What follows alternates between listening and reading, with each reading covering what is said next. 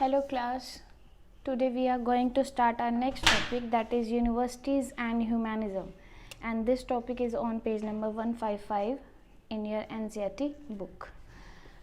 अब तक जो हमने इस चैप्टर में डिस्कस किया वो ये किया कि जो इटालियन सिटीज़ थी उसका रिवाइव होना यानी रिवाइवल रीबर्थ होना स्टार्ट हो गया था। क्या हुआ था कि जो वेस्टर्न रोमन एम्पायर था वो फॉल हो गया था, जैसे कि हमने हमारे थर्ड चैप्टर यानी थीम 3 में पढ़ा ही था, जो an empire across 3 continent chapter है, कि जो रोमन एम्पायर था वो फॉल हो गया था और इस्लामिक रिलीजन ने वहाँ पर कैप्चरिंग करनी स्टार्ट कर दी थी। तो फिर लेकिन जब रोमन एम्पायर फॉल हुआ था, वेस्टर्न और जो ईस्टर्न यूरोप है वो डेवलप्ड ही हो रहा था फ्यूडलिज्म और बाइजेंटाइन एम्पायर के कारण, लेकिन इटली जो था वो काफ़ी ज़्यादा र्यून हो गया था। फिर टाइम पीरियड के साथ साथ इटली का भी एक सडन डेवलपमेंट वहाँ स्टार्ट हो गया था। क्योंकि Byzantine empire and Islamic land ने आपस में ट्रेड करने लग गए थे, एंड ट्रेड के कारण जो इटली था वो एक ट्रेड रूट बन गया था, एंड सिल्क रूट की वजह से भी इटली का डेवलपमेंट होना वहाँ स्टार्ट हो गया था। तो जैसे जैसे हमने कल पढ़ा कि इटली जो था वो डेवलपिंग नेचर में आ गया था, तो जब किसी का अच्छा टाइम आता है तो वहाँ पर बहुत कुछ अच्छा ही होने लग जाता है। तो ऐसे ही क्या हुआ था, वहाँ पर यूनिवर्सिटीज़ भी सेटअप होने लग गई थी। तो जो यूरोप की अर्लीस्ट यूनिवर्सिटी थी वो इटालियन टाउन्स में सेटअप होनी स्टार्ट हो गई थी, और साथ साथ जो पदुआ एंड बोलोंगा की यूनिवर्सिटीज़ थी वो सेंटर्स बन गए थे। क्या बन गए थे? सेंटर्स बन गए थे। किसके? लीगल स्टडीज़ के। लीगल स्टडीज़ आप समझते ही हैं, जैसे लॉज वगैरह पढ़ना, LLB, LLM, तो ये क्या बन गए थे? सेंटर्स बन गए थे लीगल स्टडीज़ के। कौन कौन सी universities? Universities of Padua and Bologna. तो अल्टीमेटली हम ये कह सकते हैं कि इटली में क्या होने लग गई थी, LLB, LLM यानी लीगल स्टडीज़ काफ़ी ज़्यादा स्टार्ट हो गई थी। कब से? From the time period of 11th century. 11th century से वहाँ पर लर्निंग एंड कल्चर जो था वो काफ़ी हाई स्पीड से इंक्रीज़ हो रहा था। लीगल स्टडीज़ को लोग बहुत ज़्यादा इम्पॉर्टेंस दे रहे थे, बहुत ज़्यादा एम्फेसाइज होने लग गई थी लीगल स्टडीज़। और दो जगह जो universities of Padua and universities of Bologna जो है वो सेंटर्स बन गए थे लीगल स्टडीज़ के। साथ ही साथ हमें ये भी पता है कि वहाँ पे ट्रेड का एक्सपेंशन हो रहा था। तो जैसे जैसे ट्रेडिंग एक्टिविटीज़ इंक्रीज़ होती जाएगी तो उन्हें कंट्रोल करने के लिए या उनका रिपोर्ट कार्ड तैयार करने के लिए या उनको रिकॉर्ड करने के लिए एक स्ट्रीम बहुत ज़रूरी होती है। हमें पता होना चाहिए कि हमारा जो बिज़नेस है वो कैसे चलाना है, कैसे उसको इंटरप्रेट करना है, उसका कैसे रिज़ल्ट आउट करना है। तो उसके लिए हमें एक स्ट्रीम पता है, दैट इज़ कॉमर्स।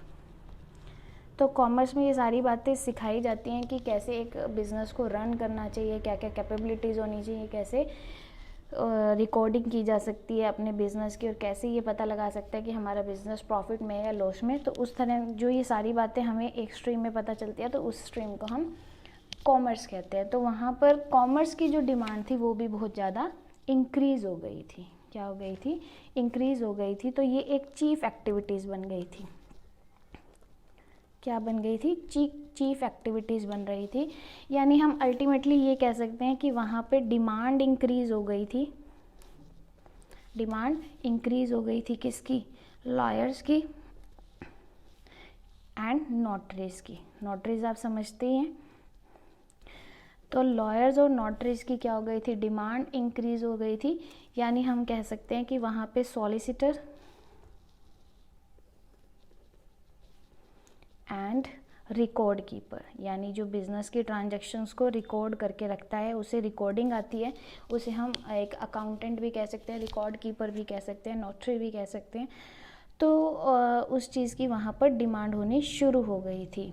क्यों? क्योंकि बिज़नेस जो था यानी ट्रेड जो था वहाँ पर एक्सपेंड होता जा रहा था। तो अल्टीमेटली हम ये कह सकते हैं कि वहाँ पे लॉ एंड कॉमर्स की स्टडी की काफ़ी ज़्यादा डिमांड थी। जो लोग थे वो बहुत ज़्यादा एनकरेज थे इन स्टडी के लिए, बहुत ज़्यादा क्यूरियस थे, विलिंग थे इन दो टॉपिक्स को या इन दो स्टडी को करने के लिए।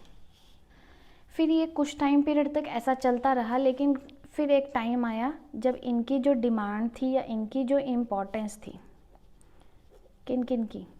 एक कॉमर्स की और एक लॉ की। इनकी जो डिमांड या इम्पोर्टेंस थी वो एकदम से डिक्रीज़ हो गई, डिक्लाइनिंग मोड में आ गई थी। क्यों आ गई थी? एक पर्सन थे फ्रांसेस्को पेट्रियार्क। इनका जो टाइम पीरियड था 1304 to 78, ये इनका लाइफ टाइम पीरियड था। इन्होंने क्या किया था, यानी इन्होंने एक बात बताई थी, इनके रिटन डॉक्यूमेंट से पता चला था कि वहाँ पे एक चेंज हुआ था, यानी इन्होंने एक चेंज बताया था।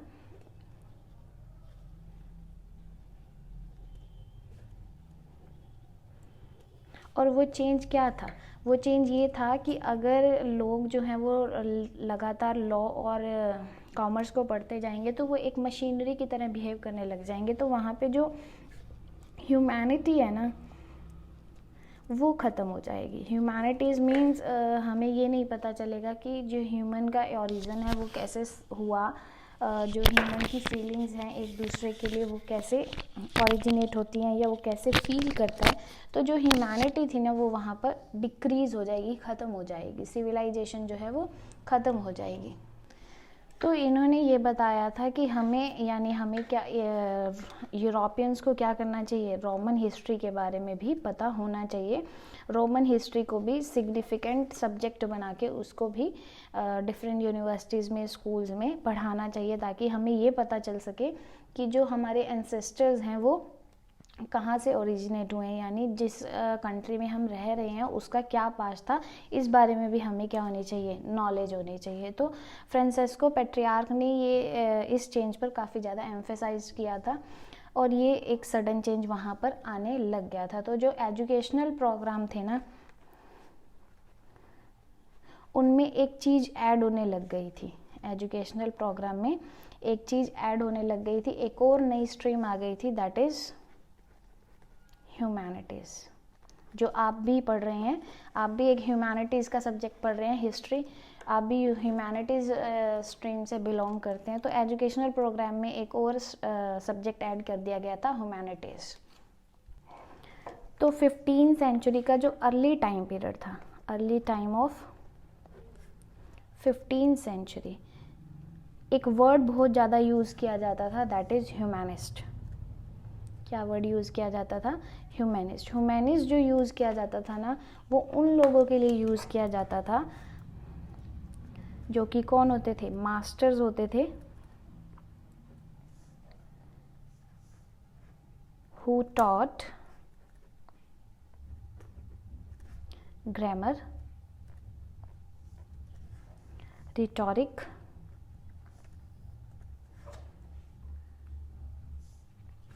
poetry, history and moral philosophies.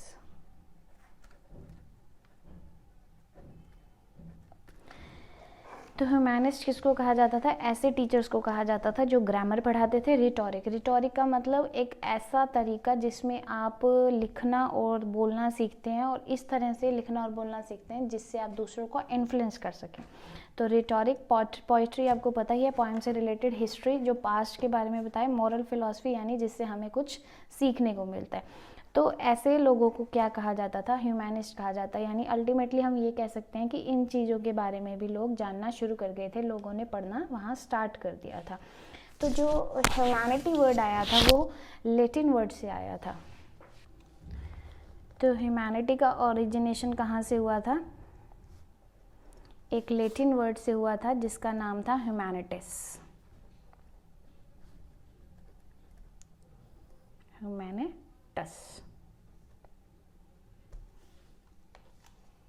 और ये जो वर्ड थे ना इनको काफ़ी सेंचुरी पहले किन किन लोगों ने यूज़ किया था? रोमन लॉयर ने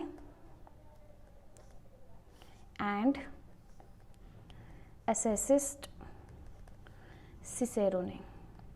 यानी अल्टीमेटली हम ये कह सकते हैं कि जिस स्ट्रीम के हम स्टूडेंट हैं ह्यूमैनिटीज़ के, तो उस स्ट्रीम का जो नाम यूज़ किया गया था फर्स्ट टाइम या सबसे पहले, तो वो किन्होंने किया था? रोमन लॉयर और एसेसिस नाम के सिसेरो ने, और जो बिल्कुल ही कॉन्टेम्पररी था जूलियस सीजर का। यानी इसका मतलब ह्यूमैनिटीज़ का मतलब क्या होता है?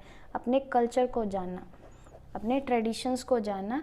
तो ये जूलियस सीजर जो थे उन्होंने भी इसी बात पे एम्फेसाइज किया था, और एसेसिस सिज़ारो और रोमन लॉयर जो थे उन्होंने ह्यूमैनिटीज़ को यही कहा था कि एक person should be known about his culture.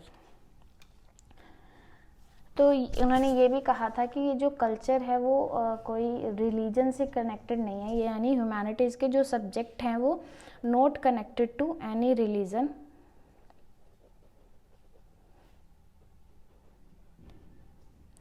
But emphasized skill है developed by individual through discussion and debate.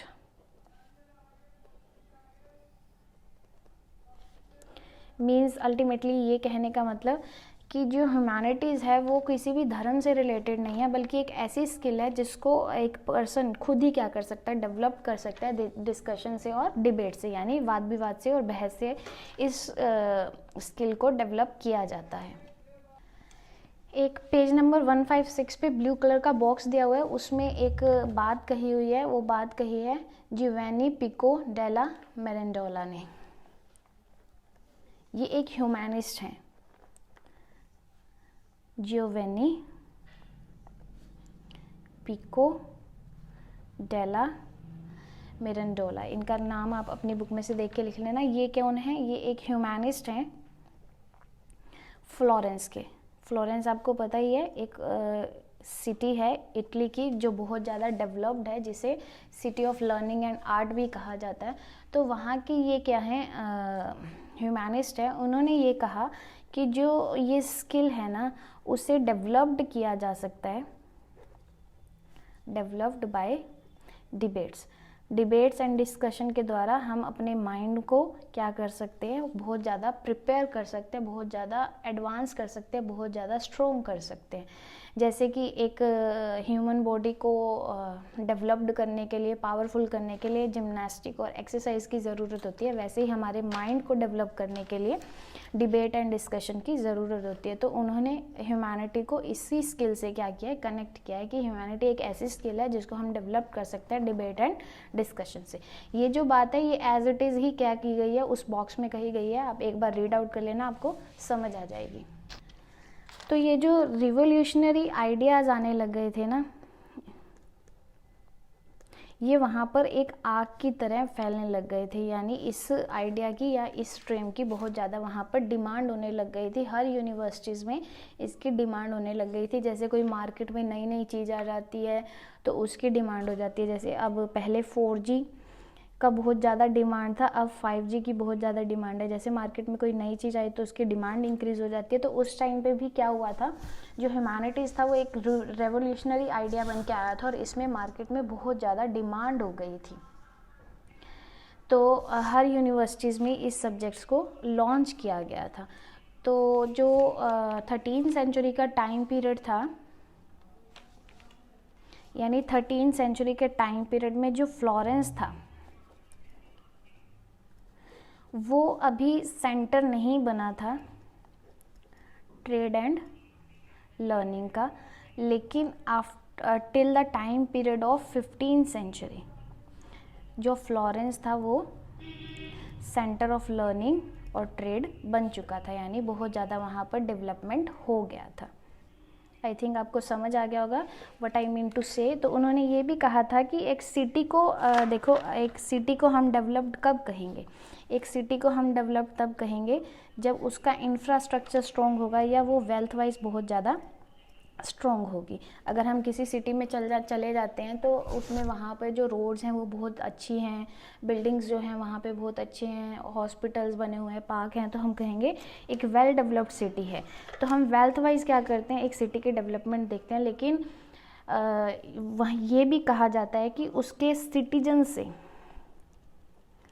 एक सिटी के सिटीजन से, यानी वो कितने एजुकेटेड हैं, किस तरह की स्ट्रीम पढ़ते हैं, उससे भी आइडिया लगाया जा सकता है कि एक सिटी जो है वो डेवलप्ड है या नहीं है। तो फ्लोरेंस को क्या कहा गया था, एक वेल डेवलप्ड सिटीज़ कहा गया था। क्यों? क्योंकि लर्निंग एंड ट्रेड का वो बहुत बड़ा सेंटर बन गया था, डेवलप्ड सेंटर बन गया था। तो जो फ्लोरेंस है ना, यानी वो जो सिटी है बहुत ज़्यादा फेमस हो गई थी। ये क्या सिटी जो थी वो फेमस हो गई थी। क्यों फेमस हो गई थी? एक लेमैन हुआ करते थे जिनका नाम था डेंट एलिगेरी।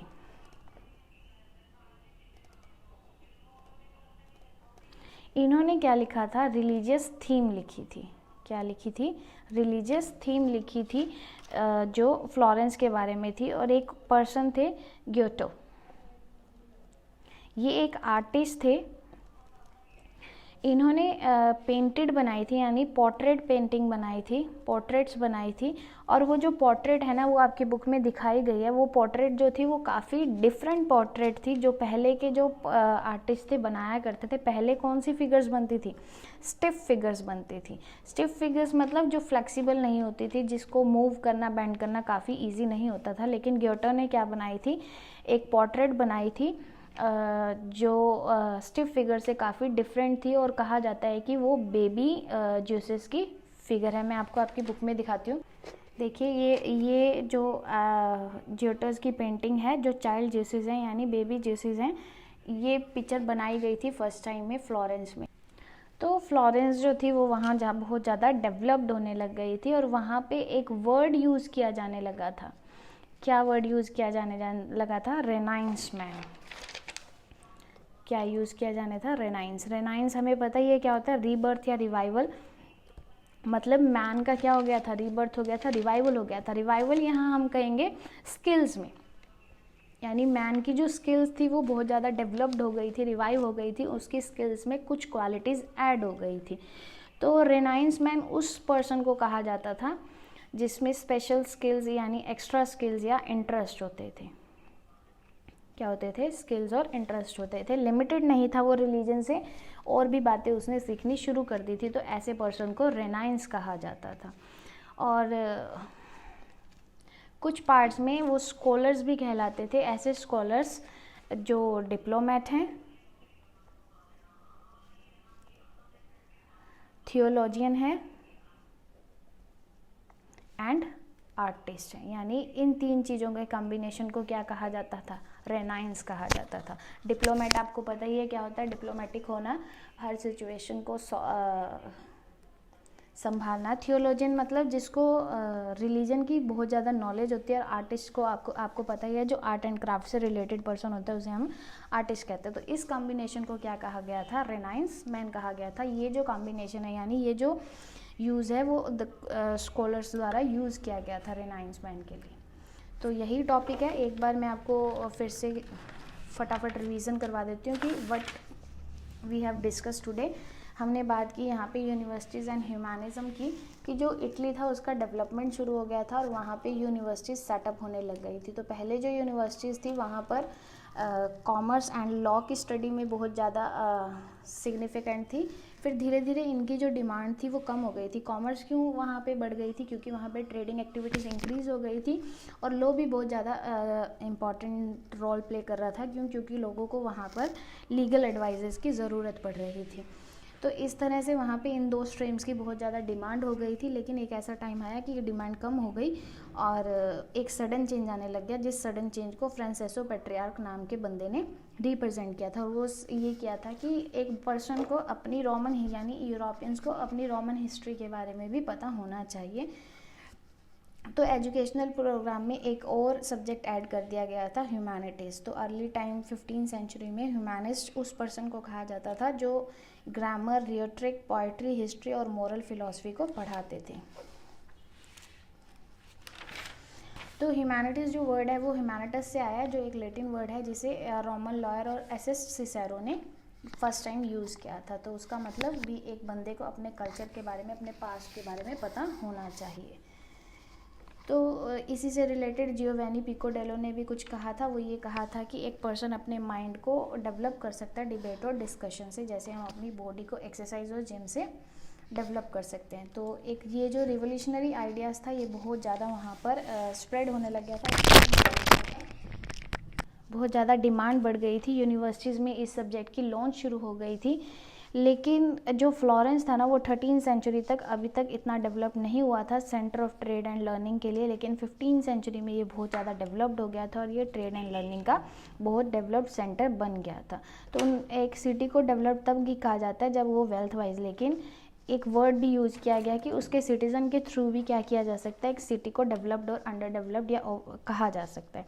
तो फ्लोरेंस जो था वो डेवलप्ड बन गया था और उसके लिए हमने देखा कि जो लेमैन हैं उन्होंने रिलीजन्स थीम के ऊपर लिखना शुरू कर दिया था। ज्योटर ने एक पोर्ट्रेट बनानी शुरू कर दी थी जो स्टिफ फिगर से काफ़ी डिफरेंट थी, और रेनाइंस मैन जैसे वर्ड वहाँ पर यूज़ होने लग गए थे, यानी लोगों के पास एक एक्स्ट्रा स्किल आ गई थी। और वो जो एक्स्ट्रा स्किल थी वो रिलीजन से रिलेटेड भी थी, आर्टिस्ट भी थे, और यानी ह्यूमैनिटीज़ के सब्जेक्ट से रिलेटेड जो स्किल थी वो वहाँ पर डेवलप्ड होने लग गई थी। तो यही आज का टॉपिक है। आई होप आपको समझ आया होगा। After discussion if you have any doubt please let me know, otherwise don't forget to do your work timely and don't forget to pray. See you in next video with your new topic. Till then, take care.